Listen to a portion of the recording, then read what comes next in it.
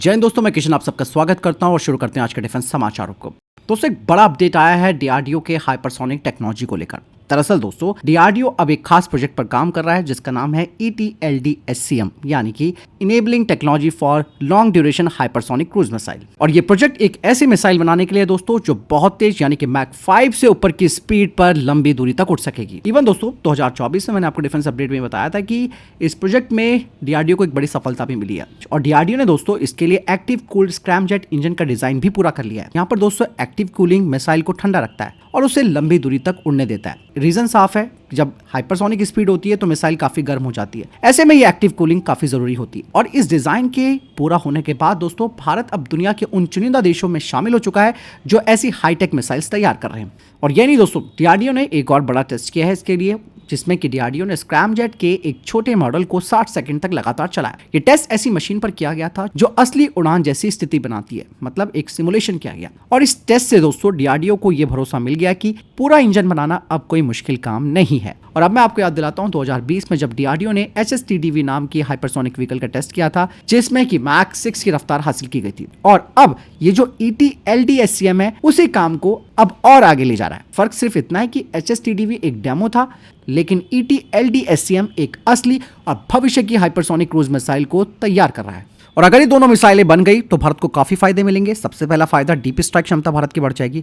इसके अलावा air launch hypersonic missile Bharat बना लेगा जिन्हें कि Su-30 MKI, रफाल और AMCA जैसे फाइटर जेट से लॉन्च किया जा सकता है। और यहाँ पर भारत रशिया और चाइना जैसे देशों की हाइपरसोनिक बढ़त का जवाब दे सकता है जिससे कि भारत की स्ट्रैटेजिक पावर और बढ़ेगी। इवन इसके जरिए भारत दुश्मन के एयर डिफेंस को आसानी से भेज सकता है क्योंकि हाइपरसोनिक मिसाइलों को पकड़ना लगभग नामुमकिन होता है। इसका एक और फायदा दोस्तों स्पेस एविएशन और हाई स्पीड एंट्री व्हीकल्स में भी मिल सकता है। कुल मिलाकर दोस्तों मैं ये कहना चाहूंगा कि डीआरडीओ का ये जो नया माइलस्टोन है वो हमें ये बताता है कि भारत हाइपरसोनिक टेक्नोलॉजी में काफी तेजी से आगे बढ़ रहा है। फिलहाल इस बारे में आपकी क्या राय है, कमेंट सेक्शन में लिखकर जरूर बताइएगा।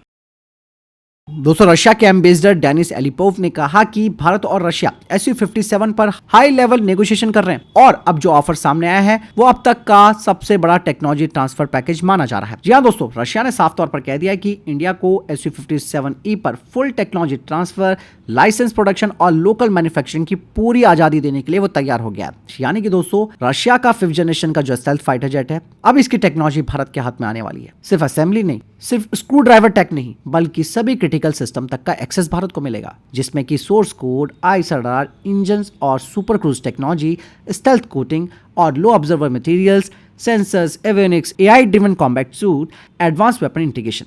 देखिए इतना बड़ा ऑफर दोस्तों रशिया भारत को दे रहा है, ये कोई छोटी मोटी चीज नहीं है। और रशिया ने साफ तौर पर यह भी कहा है कि भारत को वो AMC फाइटर जेट पर भी पूरा सपोर्ट देगा। कहा ही जा रहा है कि इस डील पर फाइनल विचार हो जाएगा जब राष्ट्रपति पुतिन भारत आएंगे। उम्मीद है कि Su-57 प्रोग्राम इस विजिट का हेडलाइन आउटकम बन सकता है।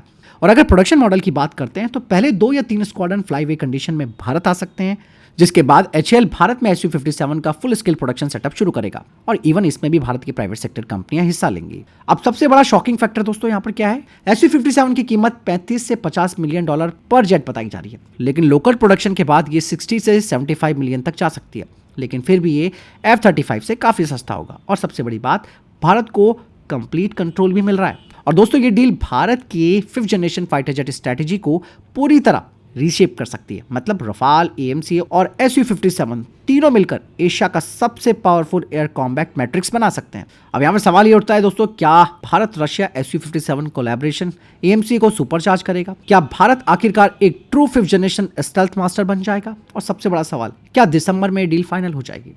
फिलहाल हम भी इस पर नजर बनाए हुए हैं, आपका क्या कहना है कमेंट सेक्शन में लिखकर जरूर बताइएगा। डीआरडीओ ने दोस्तों अब एक्स्ट्रा हैवी वेट टॉर्पीडो यानी कि ESWT में एक बड़ा ब्रेक थ्रू हासिल कर लिया है और अब इस स्वदेशी टॉर्पीडो को मिल रहा है अल्ट्रा एडवांस होमिंग रिसीवर जो टॉर्पीडो को देगा पूरी तरह से ऑटोनॉमस टारगेट हंटिंग की ताकत।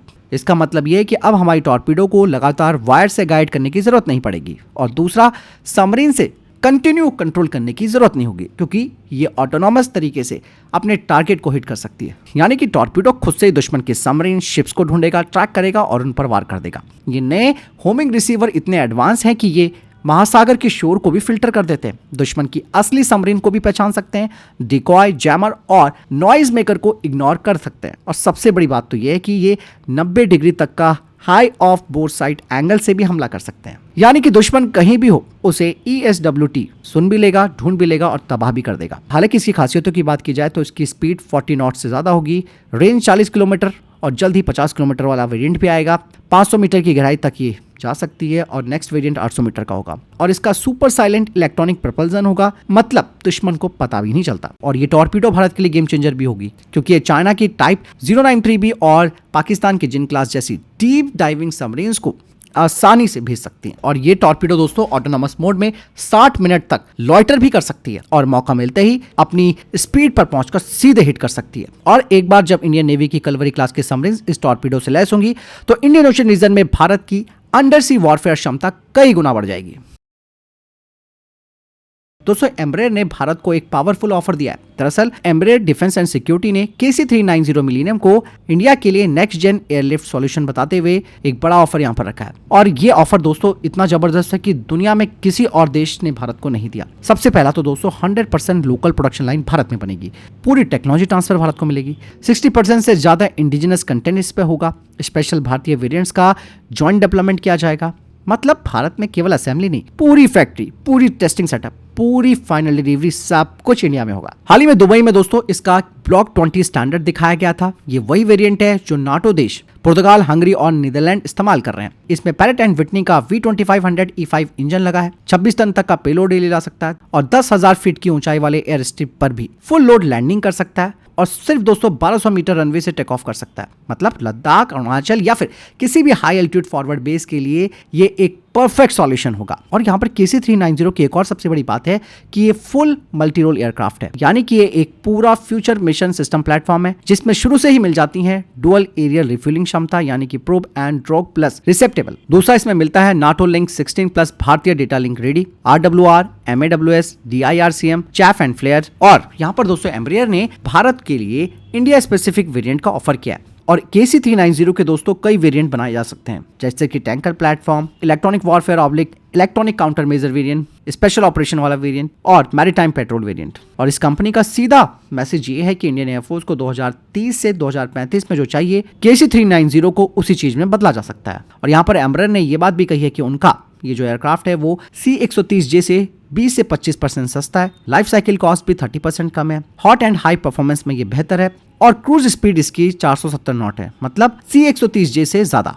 और अगर इंडियन एयरफोर्स इसे चुनती है तो भारत सिर्फ ट्रांसपोर्ट विमान नहीं खरीदेगा बल्कि खुद की एक नई टैक्टिकल एयरलिफ्ट इंडस्ट्री भी खड़ी कर देगा, वो भी पूरी दुनिया के लिए एक्सपोर्ट कैपेबिलिटी के साथ। फिलहाल आपको क्या लगता है, क्या इसे चुनना चाहिए भारतीय वायुसेना को या नहीं? कमेंट सेक्शन में लिखकर जरूर बताइएगा। चलिए दोस्तों, यहां पर एक और बड़ी अपडेट आई है प्रोजेक्ट रंजीत को लेकर, जो कि आने वाले 15 सालों में पुराने T-72 और कुछ पुराने T-90 टैंकों को पूरी तरीके से रिप्लेस कर देगा। इन नए टैंकों को कहा जा रहा है फ्यूचर रेडी कॉम्बैक्ट व्हीकल। अब आप ये बात सुनकर चौंकिए मत, क्योंकि ये सिर्फ एक टैंक नहीं होगा दोस्तों, ये होगा मैदानी जंग का चलता फिरता कमांड सेंटर। इंडियन आर्मी इसे एक ऐसा प्लेटफॉर्म बनाना चाहती है जो ड्रोन कंट्रोल कर सके, लॉइटरिंग म्यूनिशन लॉन्च कर सके, ग्राउंड रोबोट्स को ऑपरेट कर सके, साइबर और इलेक्ट्रॉनिक वॉरफेयर भी कर सके और नेटवर्क सेंट्रिक तरीके से लड़ाई लड़ सके, यानी कि लड़ाई का पूरा डिजिटल दिमाग, वो भी एक ही टैंक के अंदर।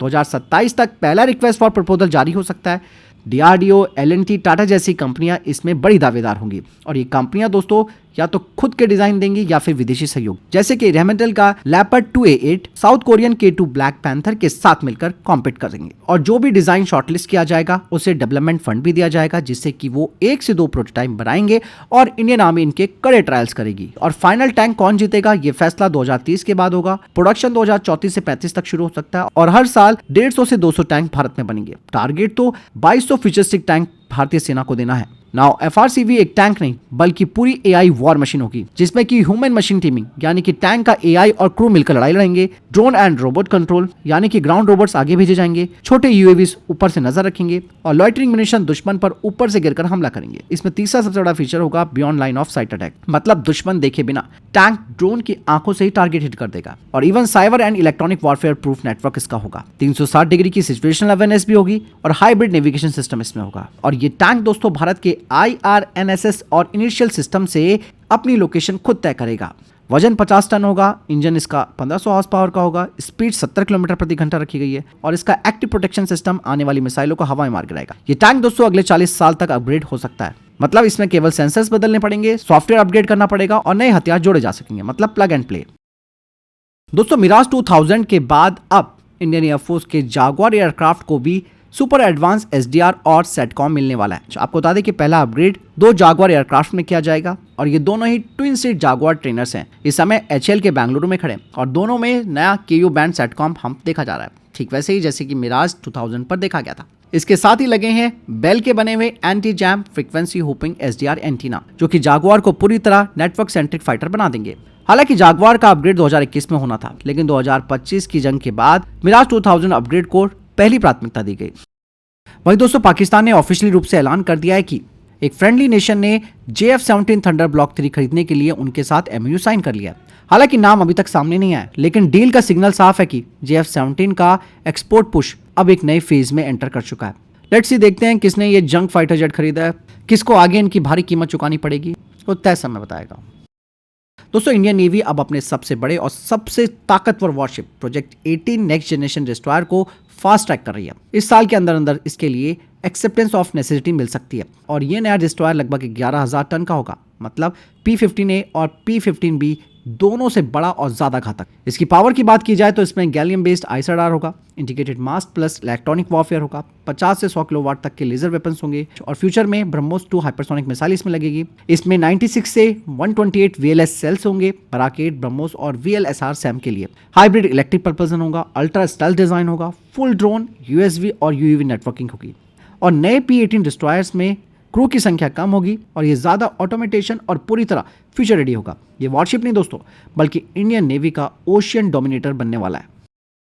वहीं दोस्तों SSS डिफेंस के CEO विवेक कृष्णन ने बताया कि कंपनी कई स्टेट पुलिस और SWAT यूनिट्स के साथ बड़े हथियार सौदे को फाइनल करने वाली है। उनकी राइफल्स और SMGs जिसमें सेबर, वाइपर, T-72 और G-72 ने स्टेट ट्रायल्स में सबको पछाड़ दिया, वो भी एक्यूरेसी, रिलायबिलिटी और मॉड्यूलरिटी में। CEO ने कहा कि हमारी गन्स ने हर टेस्ट में उम्मीद से ज्यादा परफॉर्मेंस दिखाई है और 3 बड़े राज्यों ने बल्क ऑर्डर्स भी शुरू कर दिए और डील अगले 2 से 3 महीनों में लॉक होने वाली है। SSS डिफेंस दोस्तों अब सिर्फ हथियार नहीं बेच रहे, बल्कि स्नाइपर स्कूल भी चला रहे, स्वदेशी डिजाइन की राइफलें तैयार कर रहे हैं, made in India manufacturing ecosystem तैयार कर रहे हैं। तो ये तब तक टॉप डिफेंस अपडेट। वीडियो के सामने कोई प्रश्न जवाब है, आपको कोई सवाल कमेंट सेक्शन में लिखकर जरूर पूछेगा। वीडियो को लाइक और शेयर कीजिएगा। जय हिंद, वंदे मातरम।